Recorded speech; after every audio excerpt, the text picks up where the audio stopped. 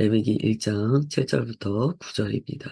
제사장 아론의 자손들은 제단 위에 불을 붙이고 불 위에 나무를 버려놓고 아론의 자손 제사장들은 그 뜬 각과 머리와 기름을 제단 위에 불 위에 있는 나무에 버려 놓을 것이며 그 내장과 정강이를 물로 씻을 것이며 제사장은 그 전부를 제단 위에서 불살라 번제를 드릴지니 이는 화제라 여호와께 향기로운 냄새니라. 아멘. 지난주에 이제 6절까지 봤습니다. 제사를 드리는 자가 제물을 가지고 와서 자신이 각을 뜨고 죽입니다. 그리고 가죽을 벗겨요. 그 모든 과정을 한 다음에 제사장 아론에게 줍니다. 그러면 제사장 아론이 불을 붙인 이 제단 위에 나무를 버려놓죠. 그리고 그 위에다가 가져온 재물을 놓게 됩니다. 지금 그 장면을 설명해 주고 계세요.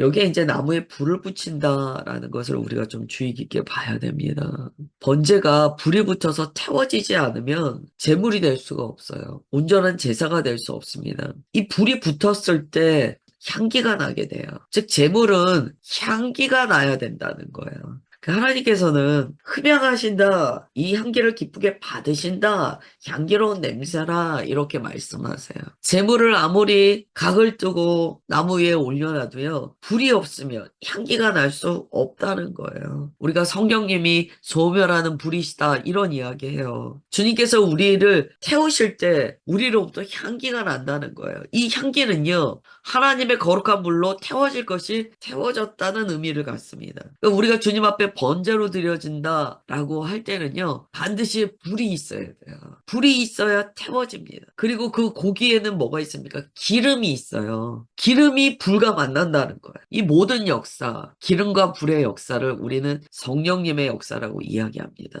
그러니까 우리가 정말 주님 앞에 온전히 태워지고 향기가 나기 위해서는요, 반드시 성령 하나님의 역사가 있어야 된다는 거예요. 우리가 성령님의 역사 없이 내가 스스로 열심을 내고 나의 의지만 가지고 어떤 일을 하잖아요. 그러면 향기가 나지 않습니다. 우리가 주님 앞에 헌신하고 순종할 때 항상 체크해야 될 게 향기가 나는 거예요. 향기. 향기는 가죽을 벗기고 각을 떠서 불순물들을 제거하고 거룩한 불이 임해야 돼요. 그때 향기가 납니다. 오늘 이 부분은요, 우리 평생의 삶의 내용이기도 하면서 주님께 나아갈 때마다 우리가 어떠한 예배를 드려야 하는지를 분명하게 가르쳐 줍니다.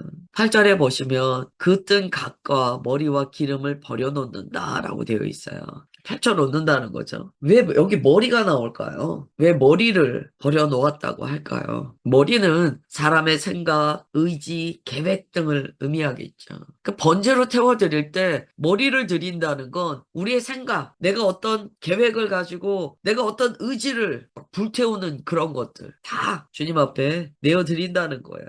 또 기름을 버려놓습니다. 이 불과 기름이 만나면 잘 타겠죠. 이 기름은 무엇일까요? 사람이 소중하게 여기는 거예요. 자기에게 있는 어떤 힘, 능력, 내게 있는 좋은 것이에요. 가장 좋은 것이에요. 그것을 내어드린다는 거예요. 그렇기 때문에 번제는요, 다 내어드립니다. 라는 온전한 헌신의 의미를 가지면서 동시에 주님, 제 생각과 제 의지, 즉 제 머리를 드립니다. 그리고 제가 가장 아끼는 기름을 드립니다. 이런 의미를 갖고 있습니다. 예배가 언제 문제가 오는가, 위험해지는가, 언제 우리의 삶이 흔들리는가, 기름을 빼고 기름은 쟁여놓고 이건 주님 안 드려. 기름은 쟁여놓고 자기 생각과 자기 의지, 머리도 자기가 딱 가지고 있으면서 남는 거 드릴 때 그 예배는 위험해져요. 그의 삶은 위험해져요. 우리는 안목의 정욕, 육신의 정욕, 이생의 자랑을 다 내어드려야 됩니다. 그러한 것들이 다 주님 앞에서 정하게 되어야 해요. 9절 앞부분에 보시면 내장과 정강이를 물로 씻어라 라고만 하세요. 왜 물로 씻어야 할까요? 불로 태우면 되지 않을까요? 그냥 다 놓고 그냥 다 불로 태워버리면 되잖아요. 그런데 왜 각을 떠서 내장과 정강이를 물로 씻으라고 하실까요? 내장은 그 사람 속에 있는 감춰진 동기, 욕망 이런 걸 의미합니다. 재물을 각을 뜰 때요. 그 사람 안에 있는 아주 숨어있는 남들에게 들키지 않은 그 내면이 다 드러난다는 거예요. 정강이는 뭘까요? 정강이. 우리가 걸어 다니는 것, 우리의 삶, 생활 습관, 이런 걸 이야기하죠. 이렇게 표현할 수 있을 것 같아요. 내장은 자기 삶의 숨은 동기가 되겠죠. 정강이는 우리의 삶의 걸음이라고 표현할 수 있어요. 그래서 내장과 정강이를 물로 씻는다. 이것은 주님, 제 마음에 숨겨진 모든 동기, 숨은 욕망이 모두 주님 앞에 씻김 받기를 원합니다. 또한 제 삶의 모든 걸음이 깨끗해지길 원합니다. 제 삶의 습관, 제 생활의 모든 영역이 정화여지기를 원하나이다. 이런 의미를 갖습니다. 이 예배 드릴 때 내장과 정강이가 씻겨진다는 것을 잘 기억하셨으면 좋겠어요. 매 예배 때마다 우리 마음의 숨은 동기가 드러나고 우리가 살고 있는 삶의 그 발걸음이 정함을 입게 된다는 거예요. 그리고 9절 뒷부분에 이렇게 말씀하세요. 그 전부를 이제 불살라서 번제로 드리라는 거예요. 그 전부라는 찬양이 있습니다. 결국 번제를 의미하는 거죠. 그렇게 전부를 불살라 드릴 때 주님께서 향기로운 냄새로 받으신다는 거예요. 그 전부가 성령님의 불을 통하여 태워질 때 그 냄새가 향기롭다는 거예요. 우리를 태울 때는 어떤 향기가 날까요? 우리가 삶에 성령님의 거룩한 불을 받아 우리 자신이 태워질 때 어떤 향기가 날까요? 신약은 이야기합니다. 너는 그리스도의 향기라. 우리를 태울 때 예수님의 보혈이 덧입혀져 있기 때문에 우리 내장 깊숙이 주의 보혈이 임재하여 계시기 때문에 향기가 난다는 거예요. 보혈의 향기, 그리스도의 향기가 나게 됩니다. 그럴 때 하나님께서 기쁘다, 흠양하시는 거예요. 기쁘다라고 그 향기를 맡으세요. 그러면 여러분 이 제사의 과정을 잘 보시면서 제가 질문 드릴 테니까 마음의 답을 얻어보세요. 하나님께서 고기를 먹으셨습니까? 향기를 받으셨습니까? 향기를 받으셨어요. 향기를 받으셨어요. 예배는요, 향기가 주님 앞에 들여 올려지는 거예요. 여러분, 향기는요, 태운 모든 재료를 담고 있습니다. 주님의 깊은 복음의 메시지가 담겨 있는 말씀이에요. 주님께서 향기를 받으셨다는 거예요. 모든 사물은요, 태울 때 자기가 가지고 있는 특징이 향으로 드러나게 되어 있습니다. 아무리 거룩한 척 해도요, 태워보면 안다는 거예요. 아무리 깨끗한 척 해도요, 태워보면 알아요. 뭐가 들어있는지. 오늘 말씀 참 마음에 담아야 됩니다. 주님, 저는 어떤 향기가 나는 하나님의 백성인지 가르쳐 주옵소서. 제가 주님 앞에 나아가는 이 삶의 예배가 어떠한 향기가 있는지 주님 깨닫게 하여 주옵소서. 이렇게 기도하셨으면 좋겠어요. 예배는 향기다. 마지막에 주님께서 그 금대접에 그 향을 모으세요. 향이 담겨 있다라고 말씀하세요. 그건 믿는 자들이 주님 앞에 내어드린 제물된 향기입니다. 그것이 가득 찰 때 우리 주님 오신다는 거예요. 그 다음에 10절부터 13절 보겠습니다. 만일 그 예물이 가축대의 양이나 염소의 번제이면 흠없는 수컷으로 드릴지니 그가 제단 북쪽 여호와 앞에서 그것을 잡을 것이요 아론의 자손 제사장들은 그것의 피를 제단 사방에 뿌릴 것이며 그는 그것에 각을 뜨고 그것의 머리와 그것의 기름을 베어낼 것이요 제사장은 그것을 다 제단 위에 불 위에 있는 나무 위에 버려놓을 것이며 그 내장과 그 정강이를 물로 씻을 것이며 제사장은 그 전부를 가져다가 제단 위에서 불살라 번제를 드릴지니 이는 화제라 여호와께 향기로운 냄새니라. 아멘. 같은 이야기인데 제물이 달라졌습니다. 양과 염소예요. 이 소보다는요, 접근성이 좋은 제물이죠. 소 잡기는 쉽지 않죠. 여러분, 소를요, 제사 드리는 사람이 와서 잡습니다. 여러분, 소 잡아보셨어요? 우리 잡아본 적 없잖아요. 마장동 이런 데 이제 도축된 소나 이런 것들이 이제 나오죠. 거기 보면 이제 도축업 하시는 분들이 계세요. 이게 이제 직업으로 되어 있다는 것은요, 이게 그만큼 어렵기 때문이에요. 전문성을 요하기 때문이에요. 근데 구약에 보면 제사 드리는 사람이 와서 자기가 잡습니다. 앞서 제물을 보세요. 숫송아지를 잡았어요. 쉬웠겠습니까? 쉽겠습니까? 묵상하다 보니까 이런 생각이 들어요. 결국 제물을 가지고 와서 잡는 그것이 예배의 과정이거든요. 또한 자기 자신이 제물되는 과정이기 때문에 회개가 담깁니다. 회개와 헌신이 담겨요. 처음 제물을 잡을 때 얼마나 힘들까요? 생각해 보세요. 얼마나 힘들까요? 정말 시행착오를 엄청 거친다는 거예요. 이 소를 잡은 내용이 앞에 나왔는데 소는 잡기가 보통 힘든 게 아니겠죠. 그래서 이번에 이제 양이나 염소의 번제에 대해서 나옵니다. 다 소를 잡는 건 아니에요. 어떤 사람은 소를 잡지요. 어떤 사람은 소가 너무 힘드니까 번제를 드릴 수 있는 좀 더 접근성이 좋은 이 재물을 찾게 됩니다. 소는 경제적인 부담도 크잖아요. 상대적으로 좀 일반적인 것이 양과 염소였을 거예요. 주님께서는 우리의 상태를 다 아세요. 그렇기 때문에 누구나 소를 잡으라고 안 하신다는 거예요. 어떤 사람은 소를 잡지만 어떤 사람은 양을 잡아요. 염소를 번제로 드립니다.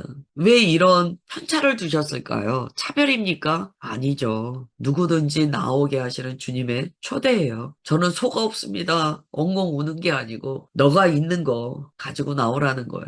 또 다르게 표현하면 어떤 사람은 소와 같아요. 어떤 사람은 염소와 같은 거예요. 다 특질이 다르다는 거죠. 주님께서는 그것을 차별하지 않으시고 그 모습 그대로 나아오라는 거예요. 제물은 바뀌었는데요. 내용은 똑같습니다. 똑같아요. 소를 잡았던 것처럼요. 그도 똑같이 잡습니다. 10절 하반절에 보시면 흠없는 수컷으로 드려라 라고 나와요. 흠이 없어야 돼요. 하나님께 흠없이 준비되어야 합니다. 그것을 가지고 와서 잡아요. 그런데 독특한 것이요. 제단 북쪽 여호와 앞에서 잡으라고 되어 있어요. 11절 앞부분에 보세요. 11절 상반절에 보시면 제단 북쪽 여호와 앞 소번제에서는요. 회막문이 강조되었습니다. 양과 염소의 번제는 제단 북쪽이 강조돼요. 이것은요, 제물마다 하나님께서 정하신 질서가 있다는 거예요. 예배마다 하나님께서 정하신 질서가 있어요. 아무 데서나 아무 방식으로나 하는 게 아니에요. 자기가 즉흥적으로 마음에 오는 대로 하는 게 아니에요. 하나님께서 정하신 질서에 따라 하는 거예요. 여호와 앞이라고 소에 대하여 이야기할 때 이것은요 코람데오 즉 하나님을 향한 경외심을 강조하는 표현이에요. 그런데 북쪽은요 또한 동일한 의미에서 주님께서 예배를 드리라 하는 그 방향에서 그 곳에서 드리라는 의미를 갖습니다. 여기에서 우리가 알게 되는 것은 예배는 내가 좋은 방식으로 내 마음대로 드리는 게 아니에요. 주님께서 원하시는 방식으로 주님의 뜻에 따라 주님 기뻐하시도록 드리는 게 예배예요. 구약에는 이게 철저했습니다. 주님께서 정하신 규례를 따라 주님 앞에 나아갔어요. 오늘날 우리의 마음이 방종으로 가고 있지 않은가를 봐야 돼요. 예배는 주님을 기쁘시게 하는 주님을 향한 경배입니다. 그러니까 언제나 주님 어떻게 예배 드리기 원하십니까? 주님 어떻게 예배를 드리실 때 주님 기쁘십니까? 여기에 대한 우리의 거룩한 고민이 늘 있어야 돼요. 11절 하반절에 보시면 제사장들이 그 피를 이제 제단 사방에 뿌린다라고 나와 있어요. 모든 예배는 주님의 보혈이 있어야 합니다. 주님의 보혈이 없으면 안 돼요. 어제 이제 수요일에 하나님의 말씀이 임할 때 속죄소 위 두 그룹 사이에서 주님의 말씀이 임했다라는 내용을 나눴어요. 그래서 무엇을 이야기했냐면 속죄하여 주시는 주님의 은혜가 하나님의 음성 가운데 반드시 들어간다. 그래서 어제 제가 많은 물소리와 같은 주님의 음성을 듣기를 사모하십시오라는 그 말씀을 드렸어요. 제사를 드릴 때 피가 있어야 된다는 것과 같은 이야기입니다. 우리가 주님의 음성을 들을 때 그 음성을 들을 수 있는 기본적인 바탕이 무엇인가? 예수님의 피예요. 즉 그것을 통하여 우리가 주님과 언약 관계가 회복된 거예요. 그래서 하나님의 말씀은 언약 관계가 회복된 말씀이요. 속죄소 위 예수 그리스도 보혈이 뿌려진 그 향기의 말씀이다. 어제 나눴어요. 그 이미지로는 보혈의 강물을 건너 내게 그 말씀이 오신다. 제가 좀 그렇게 표현을 드려봤습니다. 하나님의 말씀을 듣는 거나 우리가 예배를 드리는 거나 같아요. 예수님의 피가 없이는 안 된다는 거예요. 예수 그리스도의 십자가를 통과하여 우리는 주님의 음성을 듣고 또한 예배를 드리고 주님과 교제하게 됩니다. 보혈을 통하여 우리는 하나님과의 관계 회복을 누리게 되는 거예요. 그 다음에 12절 상반절에 보시면 소를 드릴 때와 똑같이 각을 뜨고 머리와 기름을 베어냅니다. 아까 말씀드린 것과 똑같아요. 우리의 생각, 의지, 이 머리가 의미하는 거죠. 그리고 기름, 내가 가장 소중하게 여기는 그것을 들고 주님 앞에 태워드리는 거예요. 모든 것들을 나무 위에 버려놓습니다. 이것은 하나님 앞에 모든 것이 낱낱이 드러나는 것이 예배라는 거예요. 예배는요, 각을 떠서요, 주님 앞에 다 보여드리는 거예요. 다 드러내는 거예요. 예배를 드릴 때도 나를 감추고 거룩한 척하고 그러면 다 태울 수가 없잖아요. 다 버려놓고 불을 붙여야지 다 태워지는 범죄가 됩니다. 사도 바울이 이야기했어요. 내가 전제와 같이 부어졌다. 그 전제는요, 안 타는 것들을 다 태우기 위해서 부어지는 거거든요. 그래서 이 사역자들은 전제의 역할을 합니다. 자기를 감추고 타지 않으려고 하는 성도님들을요, 다 버려놓고 전제와 같이 부어줘서 하나님 앞에 다 드러내는 것이 사실은 사역자가 하는 일이에요. 그래서 막 싫다는데 다 주님 앞에 드러나게 하는 거예요. 설교의 기능이 그런 거죠. 주님 앞에 각 사람의 내면을 팍질러 쪼개서 다 주님 앞에 버려놓게 하는 거예요. 오늘 여기까지 보겠습니다. 기도하겠습니다. 하나님, 각자 형편이 다를지라도 소든지 양이든지 염소든지 주님 앞에 형편에 따라 예배의 길을 열어주셔서 감사드립니다. 우리의 예배가 모두 다른 형편 가운데 주님 앞에 나아올 수 있는 길과 문이 되는 예배가 되게 하옵소서. 우리가 주님 앞에 각이 떠지고 아무것도 숨기지 않고 버려놓아진 재물과 같이 되기를 원하나이다. 주님 앞에 감추는 것 없이 전부를 내어드리며 나아가는 번제와 같은 예배자 되게 하옵소서. 또한 불이 임재하실 때 성령 하나님의 거룩한 불로 우리가 태워질 때 나의 자아의 추한 냄새가 아니라 우리 주님의 거룩한 보혈의 향기만 나타나는 예배자 되게 하옵소서. 온 교회가 그렇게 주님 앞에 말씀하신 양식대로 예배를 드려 주님을 기쁘시게 하는 주의 몸된 교회 되기 원하나이다. 주님 그렇게 기름 부으시고 소멸하는 불로 임재하셔서 주님 기뻐하시는 그 향기로 넘쳐나는 우리 각자의 삶이 되게 하시고 교회 되게 하옵소서. 주님 그렇게 역사하여 주심을 믿사오며 사랑하는 주 예수 그리스도의 이름으로 기도드리옵나이다. 아멘.